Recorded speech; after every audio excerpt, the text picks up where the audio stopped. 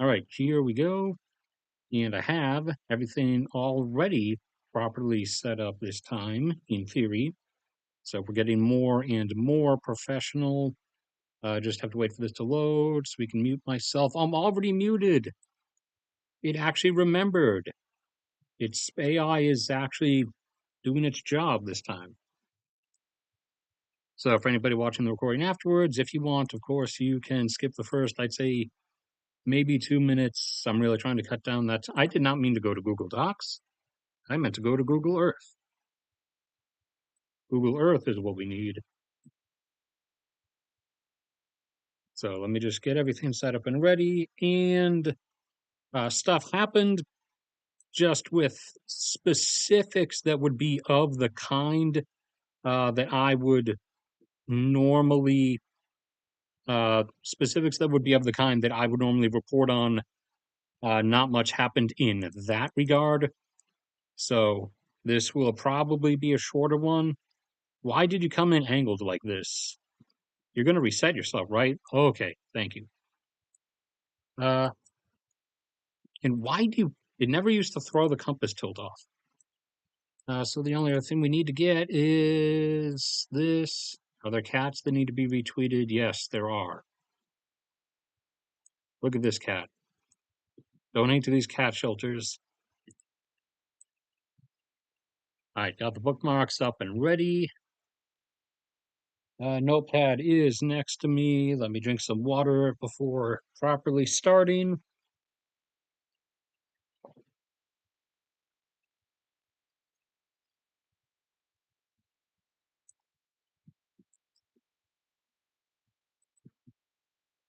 And we got one new person on Patreon. That was James. James got assigned Gabon. As the tiers on the Patreon are $1, $5, and $10 tiers.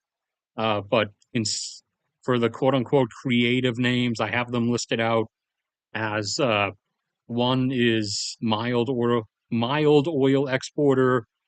Second tier is sizable oil exporter, and then the final one is Persian Gulf oil exporter, although that technically also includes Russia as well. So there are still spots open. And in the odd events, the unlikely event that ever actually filled up, I would switch over to an additional map and start assigning people gas exporter labels as well. But anyways, which one do we want to start with this time around? Almost all the really specific stuff is Russia related, so that's where we'll go. And then there's some additional Middle East stuff, but after that, that's about it. Like I said, momentum and general direction of things, did shift around and stuff did happen. It's just really specific events were not all that prevalent of the type that would usually be on my reporting list. I do not remember. Wait, I can find out. Because the video should be there. Rostov. I mean, they have to because it's the only way they can push down. Are we, we still are? Are we going to stop? There we go. Because, they kind of have to be somewhere near there to actually get close to the combat field and then back. But so obviously, although it's risky normally because of beaver drone strikes, not because of on the ground saboteur stuff. Russia's still keeping stuff in airfields around Rostov, and at one of them, on the ground sabotage again. Whether the person who put the like thermite stuff in various spots, like in the engines of, on the wings of, and at the landing gear, tires of, etc. Of this Su-30 fighter jet of the Russian Air Force, whether that was a like Russian citizen who is anti-Putin, whether that was the Ukrainian SBU, or whether that was someone in the actual Russian military themselves doing that is unknown. But that's one of those that was burnt beyond immediate usable condition. That can probably be brought back into service, though, in like a couple months, assuming they still have a decent level of competency. Make sure the compass is right. The main thing, that's Yaroslavl. Where's Vladimir? This one's Vladimir. So the main thing here in Vladimir Oblast is this one here. So the main thing, the big thing is, out of three remaining really large munitions storage sites that are still like full of stuff. All right, we're talking about munition storage, not the vehicle storage ones. Out of three remaining large munition storage sites, this was one of them that had not been like majorly withdrawn from or majorly emptied out yet. This was one of three, and it went big boom boom. Let's find the first ones. Looks like, does it start? Yeah, so it went big boom, and that one was housing likely, that was housing artillery shells, likely in the hundreds of thousands, maybe a few million, along with a decent load of stacks of air defense missiles and other assorted munitions, so probably some regular, just like rifle rounds, also, which would be in the millions because those are obviously small. Maybe some tank rounds, I don't know, some MLRS rockets. Was this a? Oh, that was, yeah, that one actually got one of the explosions. So the supposedly it was long range Beaver drones, as opposed to Neptune missiles or the obviously shorter range but heavier payload Beaver drones that struck this at some point in the night a few nights ago, and that caused an initial explosion, which then subsequently kept carrying over and causing more and more things over the last 2 or 3 days to keep blowing up on site. As there went another one while this person was just filming the smoke. Another set of stuff blew off. And this, I don't think this is the one that had two in one. And was this an explosion one or just someone filming the smoke? I'm not sure. Halfway through, do we get an explosion? Yep, there we go.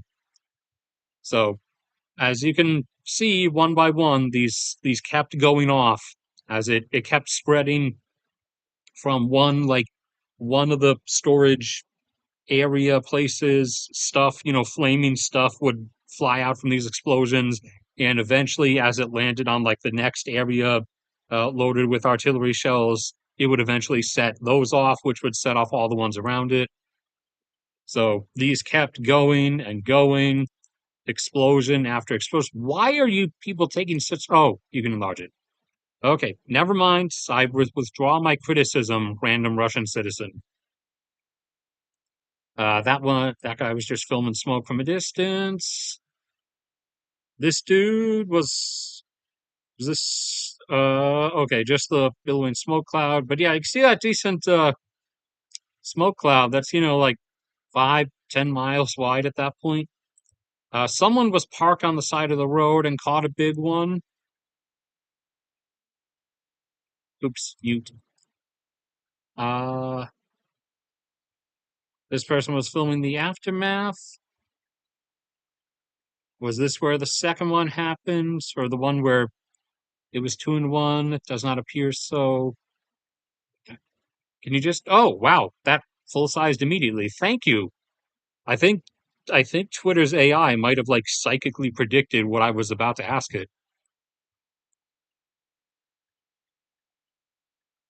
So you got another angle, just smoke. Were you just filming smoke? Looks like you were just filming the smoke. Ooh, that was a nice one. Casual, most casual, most casual, semi-rural, Russian bike bros ever, I guess. Was this not even really good camera work? What were you filmed a license plate and a fuel truck driving past you. But yeah, you got some more of these. Come on. This looks like, yeah, that was the first one from earlier. So let's see, is this the one where there's a second one? Or did you just keep filming the mushroom? Yeah, you're a shroom dude. You like the mushrooms. That's the same, that's that other same one. That is long distance shot from man. All right. I'm used to back up home in the Tanana Valley around Fairbanks, gauging distances based on things I know are in the distance. Uh if I'm going based on the general distance, this looks like based on back up home without the various like landmarks I would have in the distance, this looks like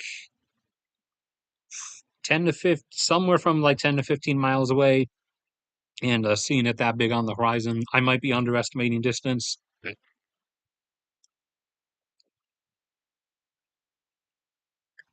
And some ones from the at night,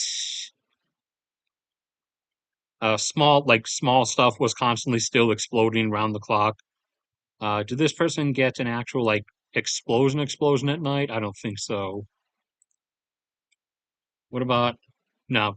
You got stuff still popping off, but did you get a explosion? No. Blah blah blah. No, that's not stuff. Okay. Where did I thought I had the one that I got the thumbnail from bookmarked. Now I'm actually wondering where like how I got to that video to like capture that screenshot then.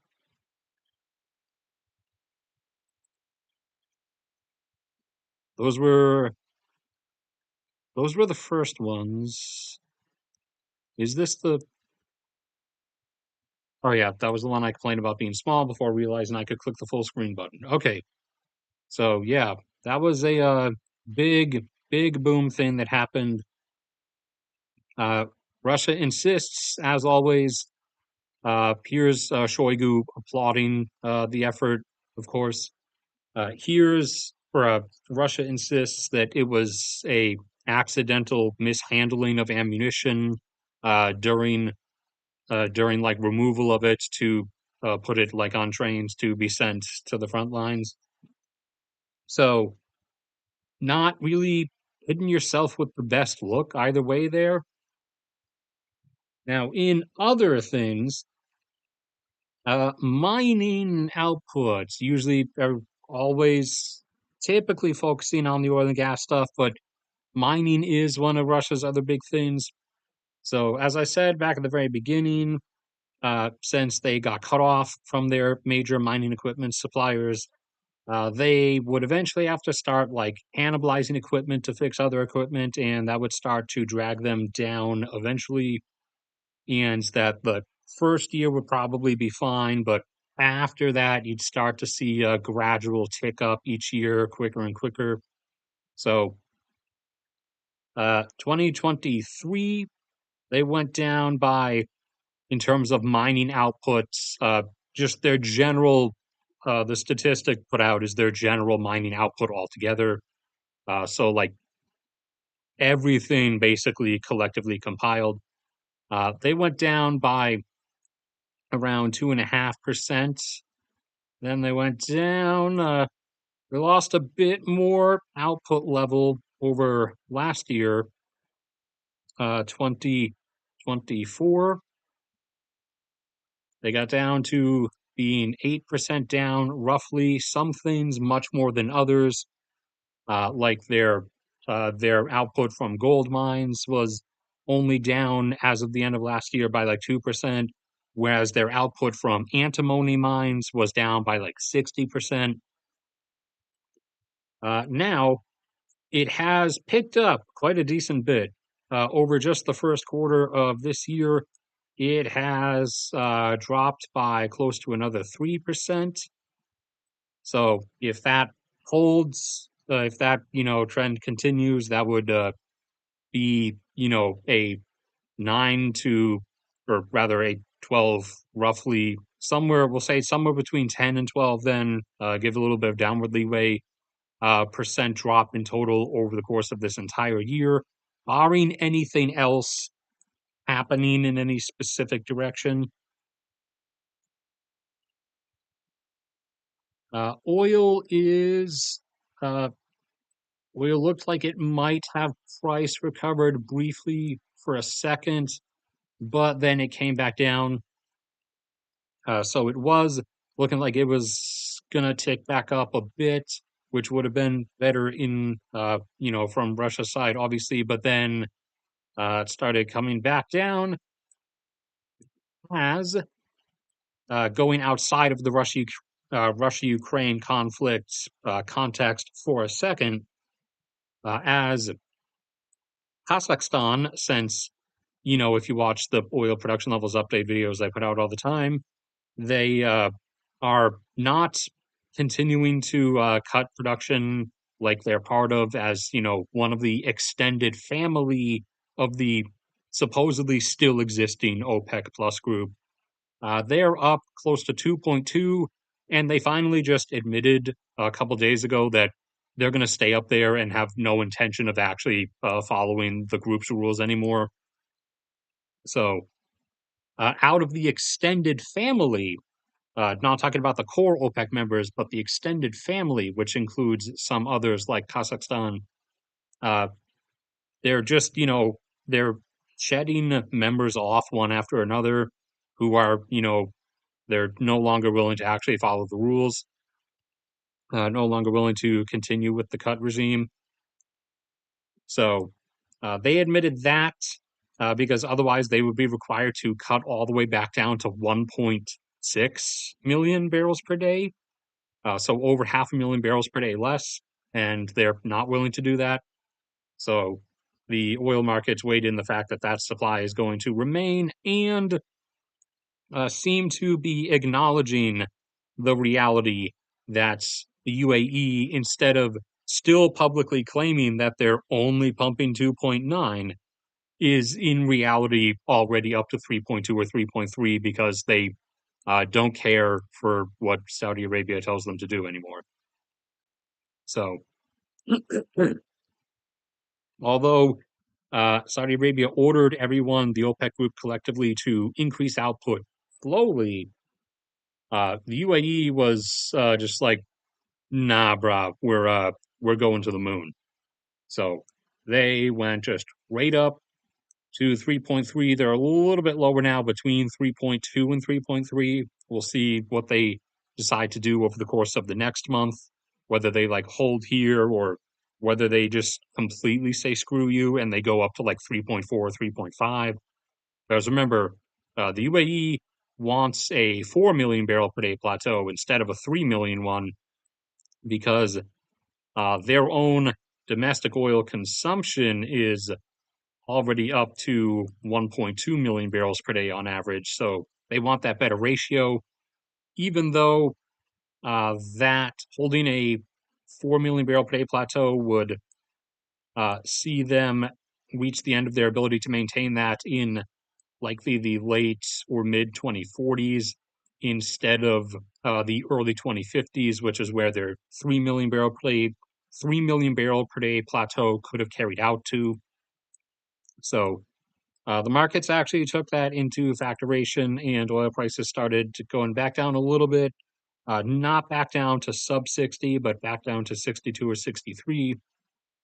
The actual Russian price that Russia is getting for its oil thus went back down to $54 a barrel. Let's make that five a little bit better. That's still pretty ugly. Uh, so Russia is currently getting $54 per barrel. Their oil company's average break even is $41 per barrel, although some are as high as 49 or as low as 32, depending on the particular field in question. The Russian government, however, to operate at its currently set budget, accounting for all of this extra military spending, needs $77 per barrel. It was previously 78, but they did cut back some things over the last few weeks, some intended spending, mostly in public infrastructure maintenance stuff, obviously, to drop that back down to 77. And now one of their big finance guys in Moscow said they might do some more to curtail it down and bring it down to a budget requiring $75 per barrel, which they would be doing by uh, continuing to sneakily raise the starting age for retirees to receive their pensions from the government, as Russia quietly started going up with that, not by giant amounts, by I think they were doing half a year at a time. They didn't make like a 2-year jump like France did, but they might, do another one of those up to keep, keep some of those ever growing bulges of aging citizens at bay, to keep their their hands away from the government's accounts for just a little bit longer.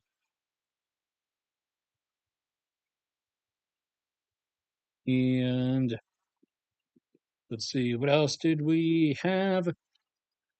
Oh yeah, the car situation continues to tumble downwards. Where's the car stuff? Where's the car stuff? Car stuff. Where's the lot of market stuff? There we go. So, market demand, or the, sales of new vehicles in Russia, being bought by Russians, by citizens, uh, so far this year has plunged 50% now. Now, the sales that Lada specifically is the sales of Lada specifically, though, are only down 33 because the government, the military, is still buying a decent bit of them. Because those of you who are aware of the situation by this point, the Russian military is, using those as makeshift assault vehicles to send some of their infantry waves in when they're not sending them on motorcycles, horses. That's an actual thing now. That's been seen multiple times. Really old, like I think it was a 1952 model, like immediately post World War II Jeep. So Lada is getting partially floated by the Russian government for the time being.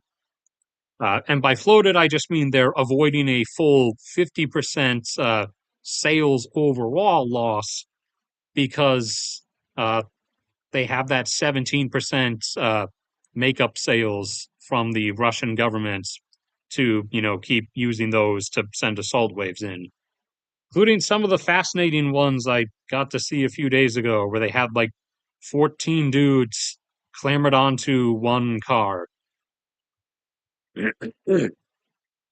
Like some dudes with like one leg like inside the rear passenger window, the other the other hanging out of it while they were like hanging onto those bike straps or something on top. Like three dudes on the top hanging onto the bike straps. These are oops, I thought I'd switch back to the mouse. Switch back to the mouse. Is anybody here?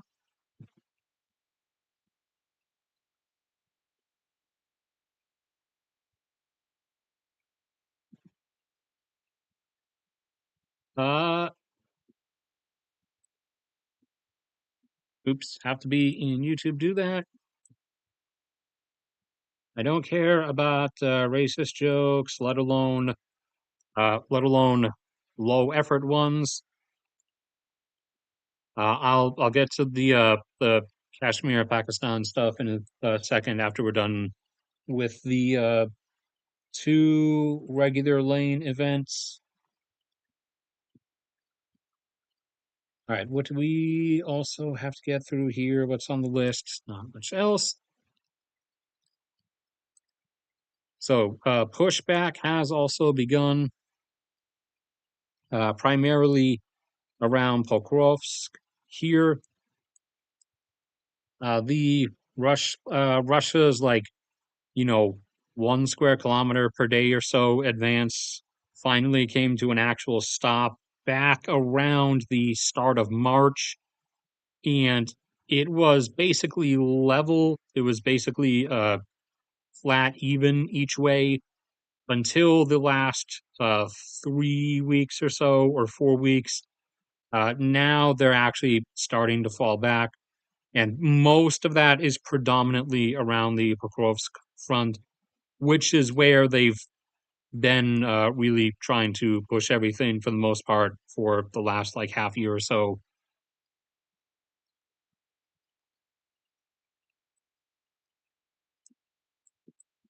And the only other big thing recently was sudden evacuation, apparently, of their naval vessels, most of which have, stayed away from Crimea since Ukraine proved its ability to strike stuff there. Most of their stuff has stayed in the port of Novorossiysk. However, now abruptly, they suddenly pulled a lot of their vessels out like 2 nights ago and have moved them like into the South Black Sea, which is not where they go when they're intending to like when they move them out to launch like missile strikes. Uh, look, like two did go over to this area to launch missile strikes, but then afterwards also started going down this way. So everyone's thinking supposedly, or at least Russia seems to believe Ukraine might be about to, whether via multiple Neptune missiles or a Beaver drone swarm, what have you. They seem to be suspecting that Ukraine might have been about to attack the Novorossiysk port, which would have potentially resulted in the loss of some number of vessels. So they've taken their ships and like run them down into the South Black Sea to go into a corner there.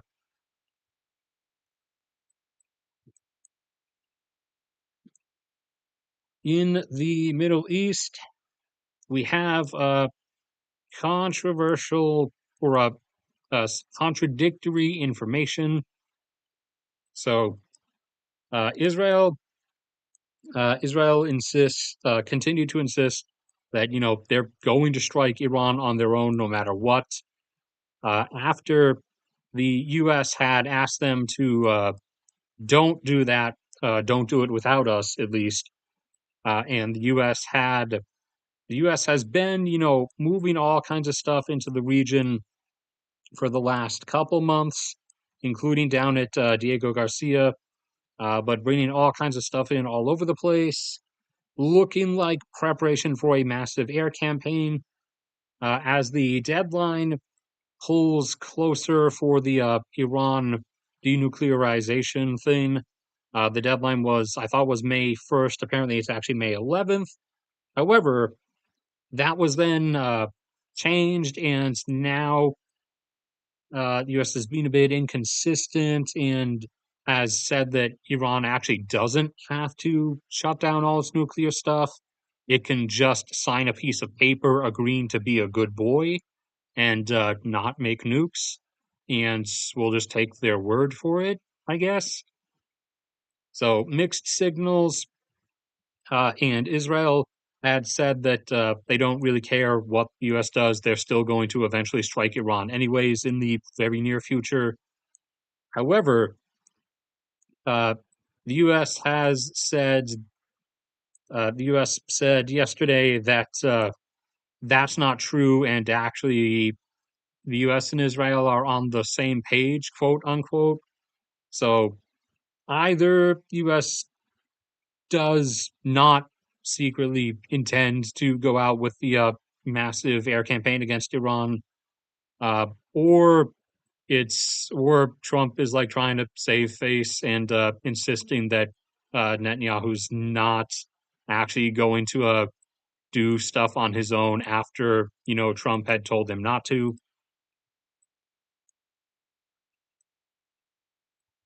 But more more leaning in the favor of actually doing something eventually, as it has not stopped.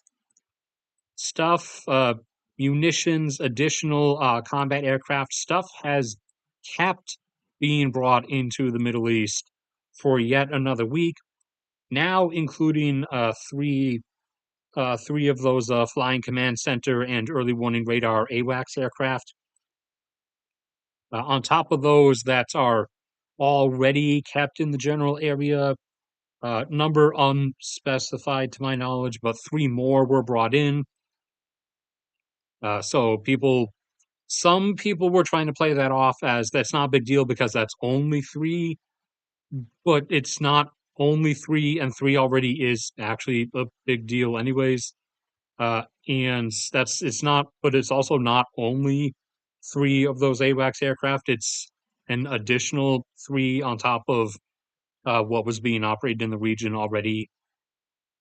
So, in the end, probably, yeah, you not just Israel, but U.S. also probably does intend to do stuff, unless this is like a two-faced lying sword kind of deal, where the U.S. doesn't want to directly start it, and so we're going to let Israel be the one to start doing stuff because they will do that with or without us, and then our intention is to once Iran launches its supposed retaliation against everybody's oil and gas infrastructure around the Persian Gulf, then the U.S. will use that as a actual pretext for the U.S. then getting involved, as opposed to using the refusal of the nuclear deal stuff. But current administration is not really rational or predictable, so I can't really say where that's going to go at the moment.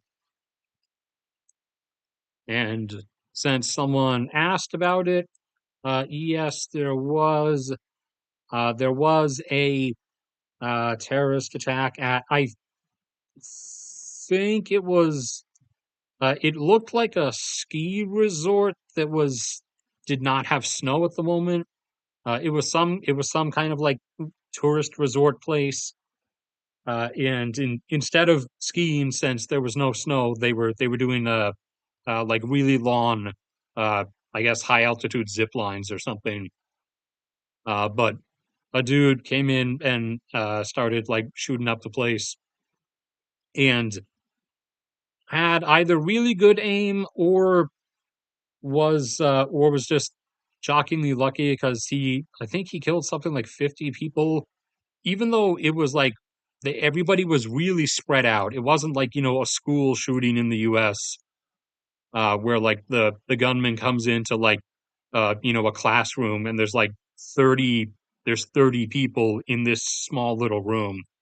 There were a couple hundred people, but they were They weren't like packed together like at that concert at the Las Vegas shooting. They were really spread out and over like a decent distance across the mountainside. So either he had really good aim, or it, or I don't know, people didn't realize what was going on and didn't flee immediately, and it he had like a really long time to just run around shooting. And there's just like a really long delay before there was any like actual like law enforcement response, possibly. And uh, Modi over in India has been using that to ratchet up the India versus Pakistan stuff, and people were on Twitter, at least, were using that to like encourage India to invade Pakistan. That's not going to happen, not for that reason, at least. The But that is giving the Indian government some additional preemptive ammunition for the eventual next India-Pakistan war, which is coming no matter what anybody says or does. Because as I covered in the oh no, wait, I didn't publish that video yet. I didn't finish it yet. So here, broader context, really rapid version. India here has an issue of really rapidly depleting its groundwater aquifers, which supplement the water needs of about 20% of its agricultural capacity. And around 2040 or so is when the first ones will start maxing out in their like extraction rate, and there'll be no more additional like reserve. Basically, you can call it fossil water. After that, then they will only have their surface water resources and whatever the aquifers get each year from like rain replenishment. However, that does not all happen at once. That will happen over the course of time, starting in the 2040s, and then gradually more and more will continue to enter that scenario until most of them are in that phase by around 2070. At which point, like I said, that will be a loss of about 20% of India's agricultural water supply, which will result in India's agricultural capacity dropping from 1.5 billion people feedable, which is why India is a net food exporter still, as its population is only 1.4 billion. That would see India dropping down to only having a feed capacity of about 1.2, which, at that time, India's population will be above 1.5, although by 2060 or so, 2065, it will start going back down under that. It will still take it a while to get back down to 1.2. So that's going to be hundreds of millions of people of, food deficit in terms of their agriculture capacity if they did nothing. So there are things they could do. They could access the Brahmaputra River, do massive infrastructure projects to divert water over into the core portion of India, where most of the people and most of the agriculture is. However, that would cause issues for Pakistan here, obviously, and also because they're downriver of it, and also is already going to be a problem because the Brahmaputra has already been reduced in its water flow and will get drastically reduced further in the near enough future, as China up here actually faces a similar aquifer depletion project up in the northern portion. The southern portion is fine. It both has enough water from rivers and gets more than enough rain to keep its aquifers replenished, even at the rate that China is using them. However, uh, the China, needs to get that water supply taken care of up there. And if they extracted more from the south to then send up to the north, that would put the south into a actual depletion phase. So they've been building a lot of dams and pipelines and water diversion infrastructure to divert additional water from the Brahmaputra during its flow through Chinese territory. And, the more of that they switch on, the less that river flows. That's already turning into an issue. So, if India wanted to divert a lot of water from that river, they, especially in the future, once its flow is even more reduced from all the stuff China's doing with it, that would result in them having to bomb all of those dams and Chinese infrastructure, which would result in war with China. Or India's other option is that the one that they have shown evidence based on actual activity on the ground that they are going to go for is to do diversion of the Indus River, as in the treaty they currently have with Pakistan. India does not touch the Indus River. It just lets it flow into Pakistan. However, India has publicly stated in just the recent few months that as the date comes up in a couple of years, I think it might be next year, but I'm not sure, for the renewal of this treaty, that they have no interest in renewing it. And they've already moved equipment up there and supplies and have started construction of stuff already. So the other option they have, the one that they appear to be going for, is to divert a decent chunk of water from the Indus River while it's still in Indian territory down into the main body of India, to get that extra water preemptively to supplement the deficit they'll have from the depletion of the groundwater aquifers.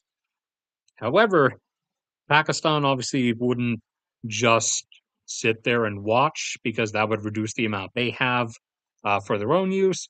So this would inevitably result in, or will inevitably result in, another India versus Pakistan war. But Pakistan is, the if you're choosing between China and Pakistan, Pakistan is obviously the easier opponent to pick from. So that's the choice India seems to be going with. Uh, and not just on declarations and vibes, but again on, like, visible on the ground uh preemptive construction actions. Like, they've seemed to have made it really clear that they're going to go for this, and that will inevitably result in another war with Pakistan. uh I don't know how many India versus Pakistan wars there've been. I think there've only been three in modern times. I'm talking a post partition by the dying British Empire. But the Pakistan terrorism issue is now being, obviously taken up upon by the Indian government as more future political, like, publicity political drive for the inevitable next India Pakistan war that will be based around the whole water issue. But no one ever straight up says to your population that, uh, you need to go fight and die for X resource here.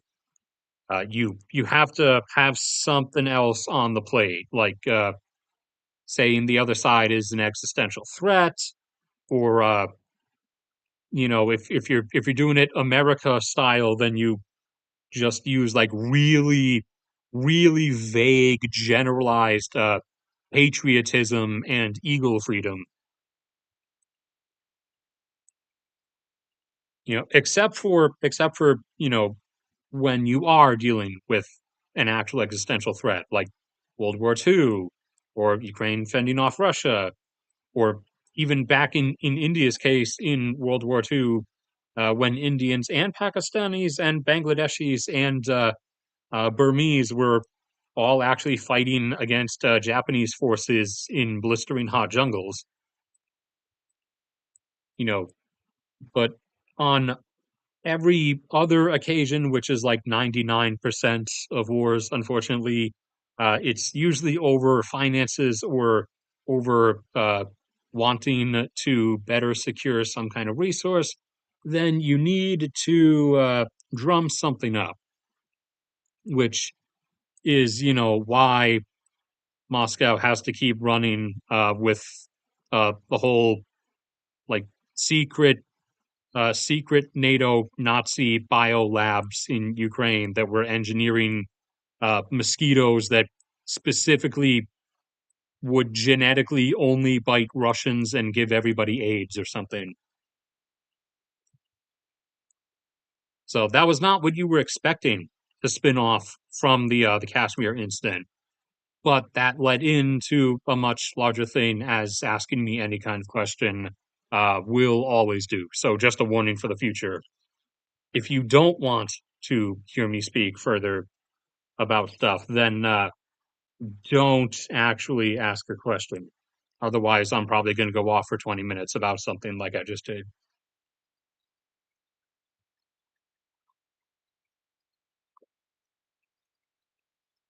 Ah, check.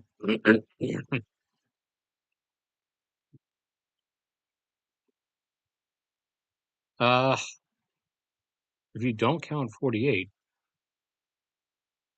48 was 48 was the split up though, right? That I was unaware there was an actual war involved with that.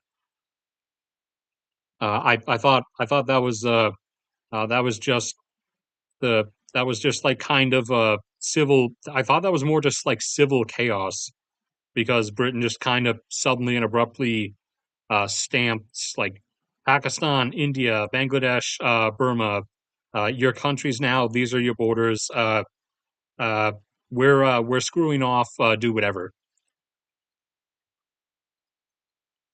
was the really basic rundown of how Britain decided to conduct themselves with that.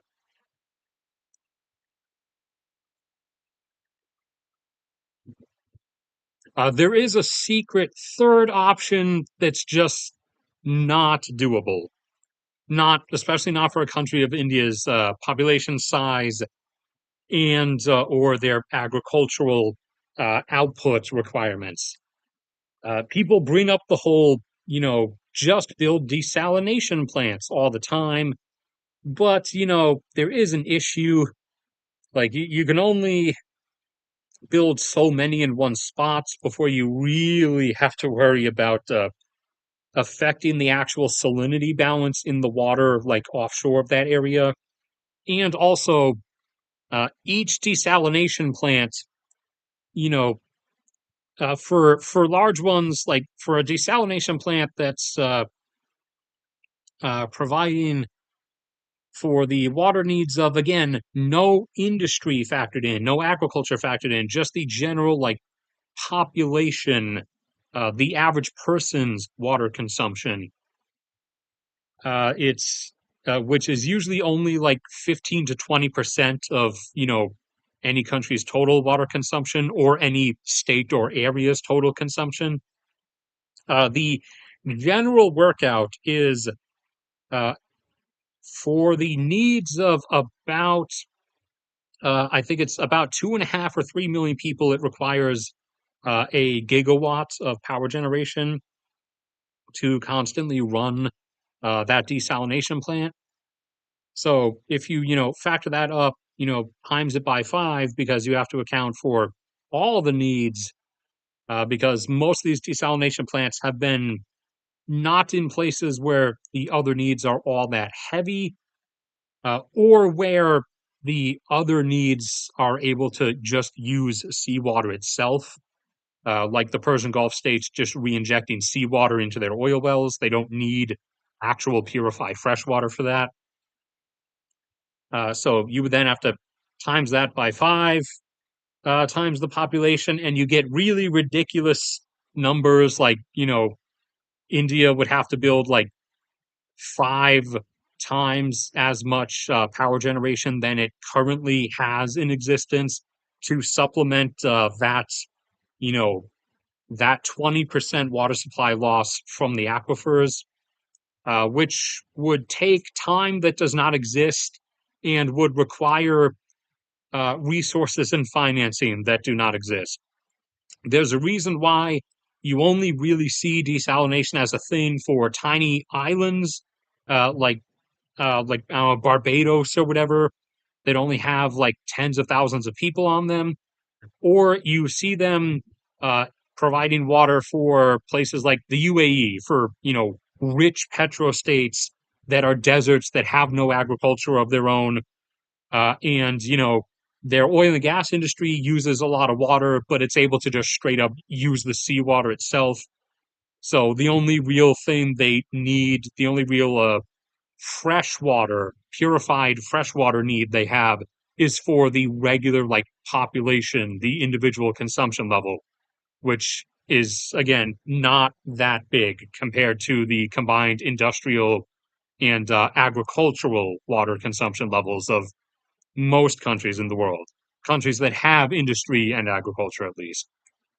So there's a reason why you only see desalination plants for really small population islands nations, or for really rich no no agriculture, Persian Gulf nations, excluding Iraq. Don't include Iraq there. Iraq actually has agriculture, and is starting to have some non-oil and gas industry as well. So the secret third option is not really an actual option. And it seems the Indian government is actually aware of this and knows that this option, resulting in this war, and this option, which will result in this war for a fourth time, are the only two real water solutions. And regardless of the one population versus the other morality issue, the Indian government is one of the few actually like seemingly intelligent and forward-thinking governments on the planet, because again, this the first depletions, the first like aquifers here or there to start running out won't be until uh, 2040 or so, or into the early 2040s.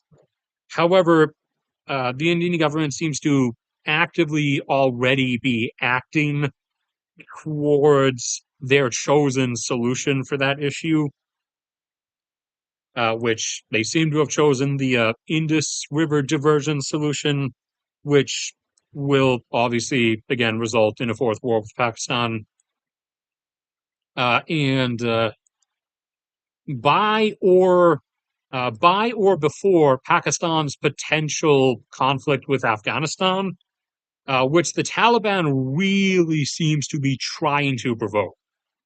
Like I've said before, the Taliban keeps having their guys just like shoot up and bomb random like military checkpoints along the Pakistani border, as if like as if they're legitimately trying to get Pakistan to either invade or attack them, because I'm assuming they just psychologically can't handle living outside of jihad.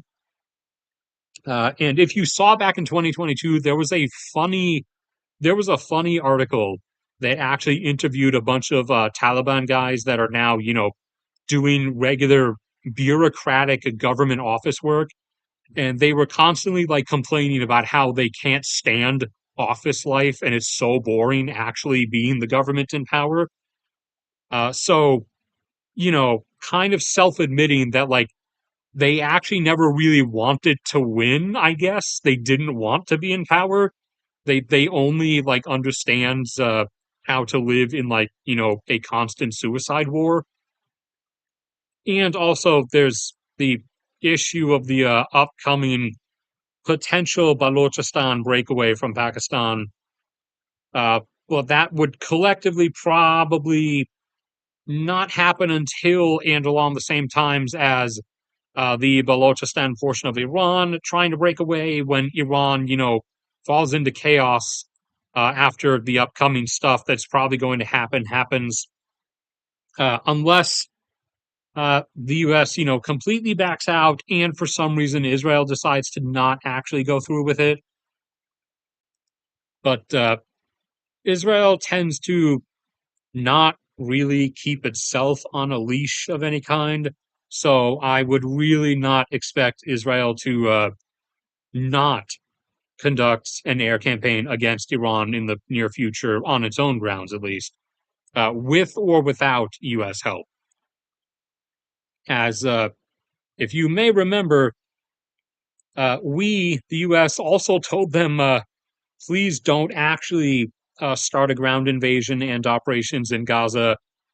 And we actually also told them, please don't invade Lebanon. And we told them, please don't start bombing everything in Syria. And all three of these cases, they, stuck up a middle finger and just did it anyways. So I really doubt that they would suddenly decide to start like listening and holding back when it came to their proclamation that they're eventually going to strike all of Iran's nuclear sites.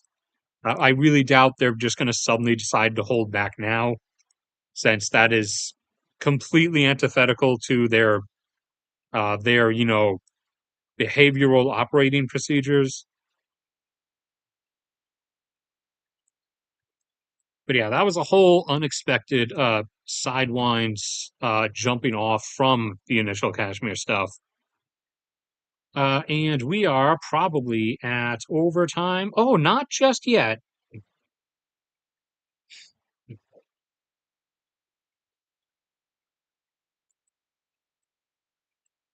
Yeah, the I already addressing that bottom comment. I already spoke about that earlier in the stream. That the U.S. has backed off of the Iran can't have nuclear weapons or any nuclear program thing, and has kind of backed down to a Iran can just sign a paper promising to be a good boy thing, and Israel countered that afterwards and said that they don't care what the U.S. does or says; they're just going to strike Iran on their own anyways. And the U.S., then responded with "Please don't," and Israel responded with, you know, "No, don't care, don't care, cry harder. We're going to do it anyways." And now, I don't know, maybe it's some kind of backhanded attempts at like forced diplomacy.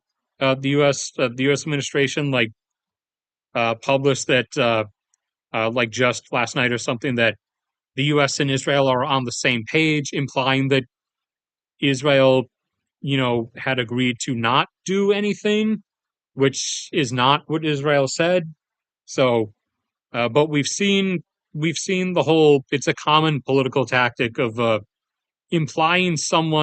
publicly implying someone said something that they either did not say or did not yet say, to then try to like force them into a position of actually agreeing to that. However, as I said, Israel tends to, not, because we also tried something similar with them, like not invading Gaza and not invading Lebanon and not bombing everything in sight in Syria. And every single time we've tried that approach, they just don't care and do it anyways. So, no, I have less than 5% convinced that somehow now they're actually going to not do what they said they're going to do anyways. They might hold off on it for like a few weeks or a couple months, but that would be the most like caving they'd be willing to do. Who else said what regarding blah blah blah? Oh, I was okay. I was not aware that an actual war happened between that. I was only I was on well, I was only I was only under the impression it was just like during the 1948 partition. I was under the impression that across all four, it was more like just anarchy, basically. I didn't know there was an actual organized like formulated armies conflicts kind of thing.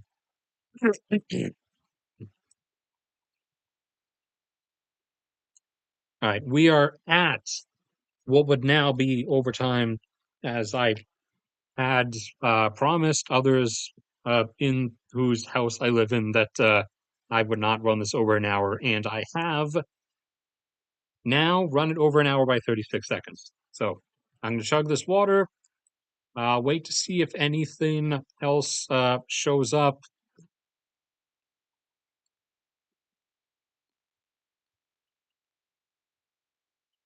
Whether questions or super chats or anything of the matter. For anybody not aware, as I always remind everybody during the streams, you go to any video that I've done within the last half year or so, and you go down to the description. You will find a free to access Google Drive that has all these folders full of all kinds of graphs and data charts and stuff that I make and maintain since I've always had so many issues like having to go all across the internet, getting different types of data, having to compile it all from different sources, many of whom use graphs that do not that are like in what like 2:3 aspect ratios, and others that are framed as if it's someone did a vertical like picture with their phone. So I started making graphs on my own so that they would all be sort of coalesced, and also because so many places started putting their graphs and data behind paywalls, including tradingeconomics.com. Let's refresh to get the slutty skank woman off the screen. Is she gone? Excellent. So this site, used to provide completely free data, and it does for like recent term stuff. So you can go back 5 years, I think, on things. However, if you try to go back long term, the paywall comes up. Pricing? Would you like to know the pricing options? Well, you don't have to because the MaxoGear data set is free. And I have been upgrading most of the graphs. I'm trying to get everything all the way back to 1975 in a lot of cases because that's as far back as a lot of data goes. And some countries, though, like the US, Japan, the UK, do have a lot of data that goes back further.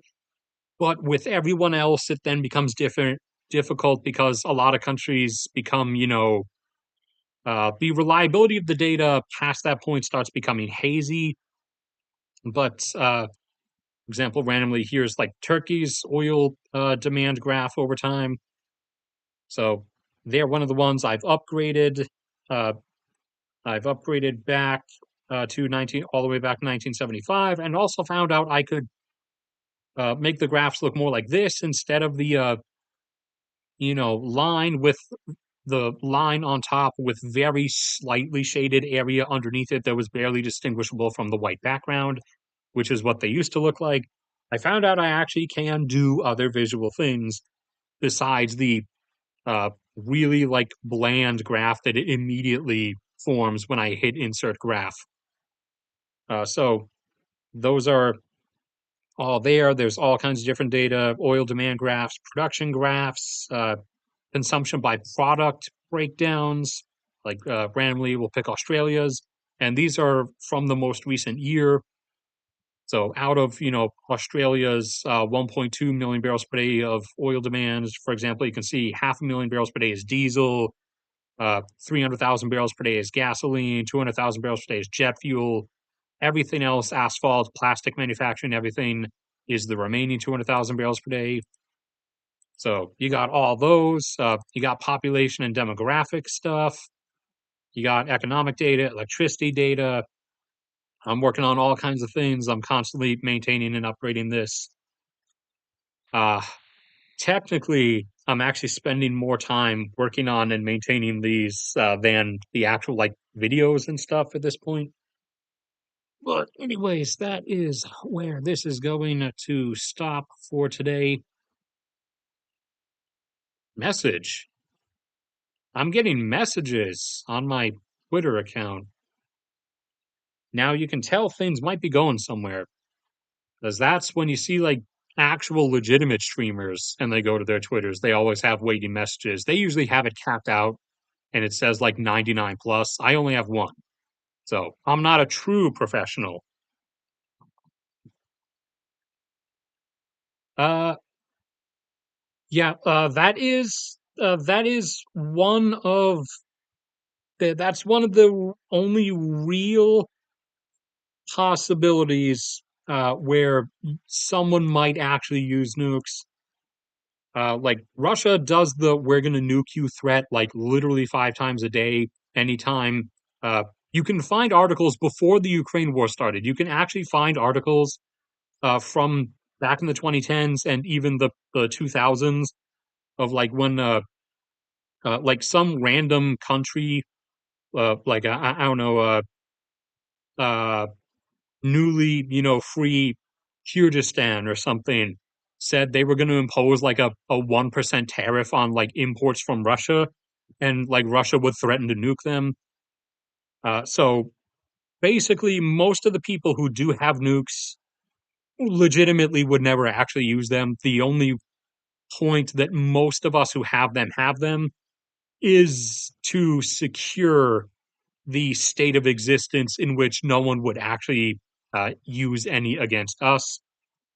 However, there are a few windows to where you might actually see nukes get used. The biggest chance is Israel. Like I always said, if the like collective Muslim world actually did the like full, Zerg rush, like they said they were going to do if Israel invaded Gaza and then Lebanon and then Syria, like everyone said, like all 2 billion Muslims were all gonna like come to the Middle East and like charge Israel's borders. If that actually happened, and they started pushing into Israel, then Israel, yes, absolutely would use nukes. Uh, they've they've said as much before, even though they publicly deny having nukes. They have also publicly stated, talking out, the other end of their mouth, they publicly stated, while denying they have nukes, that they would use nukes if, another big collective anti-Israel like gang up happened. So Israel, by their own like publicly stated words, is also a is Schrodinger's nuclear power because they don't have nukes according to themselves. However, they also, according to themselves as well, would absolutely use their nukes. In reality, they do have nukes. Everybody knows they have nukes. They have estimates have ranged somewhere between 150 and 200 warheads that are probably, since we, the U.S., probably handed them our like technical stuff, they're probably of the similar like W-87 layout. So they're likely around like 300 kiloton range. So they're not gargantuan like Castle Bravo type stuff. They are, like 2 or 1.5 mile wide complete destruction stuff. But they're not, the like 10-mile wide Castle Bravo nonsense or the 15-mile wide Tsar Bomba nonsense. None of those were ever actually deliverable weapons, anyways, is actually something people forget. Neither of those nor the other like super big ones would ever have been feasibly deliverable in any means. I think the largest like deliverable yield weapons any of us ever actually had, all of which would have been like one warhead on top of an ICBM, which is kind of really inefficient. Obviously, that's why we switched to smaller yields with the multiple independent reentry vehicle setup. I think at some point, us and the USSR did have like 5 megaton yield things, but we eventually stopped that because, again, that was kind of pointless and also really inefficient if you were actually going to use them. Uh, we do have a 1 megaton yield warhead in military service, and it is a as condensed as we could get it. It's in a air-launched cruise missile form, just a really big cruise missile, obviously. Pakistan, yeah, if this does play out, and it looks like it's going to, if this does play out, and I think to gauge their willingness, I would have to say it would depend on in the like secret talks they have afterwards. After, and so I'm gonna get all Pakistani viewers unsubscribing for this. After they lose the conflict, uh, in the or as that is approaching, as the inevitable loss is approaching, in the secret backroom talks that always happen between two parties, if they're convinced that India is like going to seriously divert like the majority of the water, and the Indus water flow in Pakistan will be like majorly reduced and will actually threaten Pakistan's like food survivability, then yeah, I would put that at like a double digit percentage chance that they might actually use them or at the very least threaten them. I mean, India would obviously respond by saying that they'll nuke them back, but India might, you know, partially consider not diverting like as much as they might have otherwise, just to avoid the nuclear weapon usage altogether. Because then also Pakistan will, if Pakistan figures that they're legitimately going to be like water starved by this to at least some degree, like, a third or more of their water supply is going to be cut off forever, then they might, feel the whole backed into a corner pressure and, have the mentality of the country's going to die anyways. So we'll still send nukes as an FU. Uh, but India also won't really have that much water supply margin room to be able to like give up too much of the diversion projects on. So that that is like a really that is the one other like truly actual likely area where you might see nuclear weapons get used. But even in that circumstance, I would say Pakistan using them, even in that circumstance, is still less likely than Israel using them in the like Islamic Zerg rush circumstance. Uh, Funnily enough, though, uh, it was actually India and Pakistan that used nukes to get against each other in the Third World War, called the Reconstruction War, in the fictional timeline of the old early 2000s anime Gundam Seed. That was the final place on Earth that nuclear weapons ended up getting used. Before we started using them in space, in that timeline.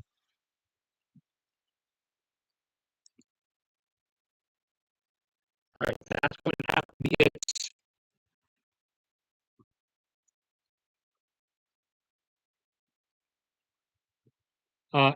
And also actually, hold on, I forgot. I was about to say and also something, but I forgot what the and also was. I'm remembering. I'm remembering. Give me a minute. My brain is working.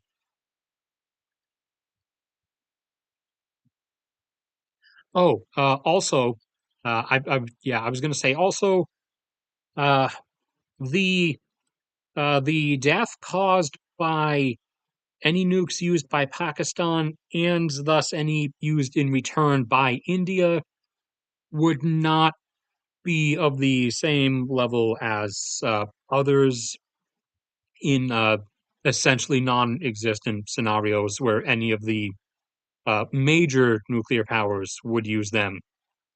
As Pakistan and India do have nukes, uh, estimated Pakistan has like 50 in reality, at least. They're most like public things you look up is probably going to like quote them in their own claim that they have like 300. India probably has around like 200. They're both of them, their weapons are not high yield things. Most of their stuff is like 100 kilotons or less. Although India is probably making like stuff that's more equivalent to like US W-87 warheads. But that is stuff that's like under works at the moment.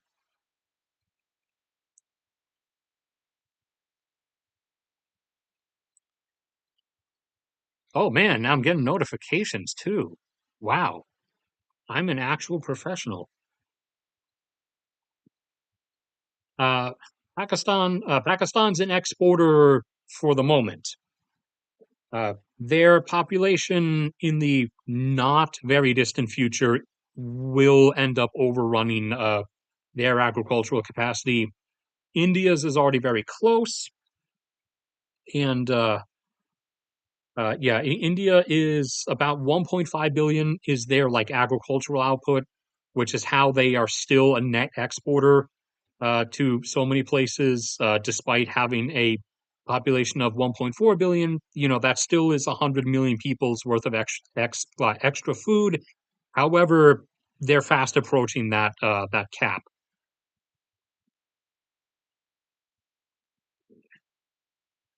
Oh yeah, uh, yeah. China and Russia actually kind of switched places regarding that comment on who tells like convincing lies and who actually like says things in a well put together way that is like very believable.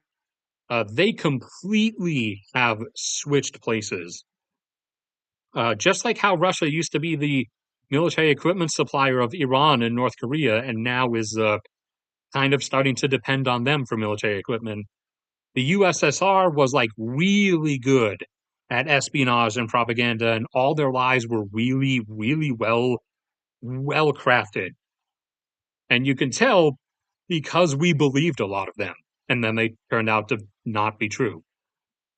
However, now Russia, in that regard, has switched places with China, it seems. But that is where we're ending it.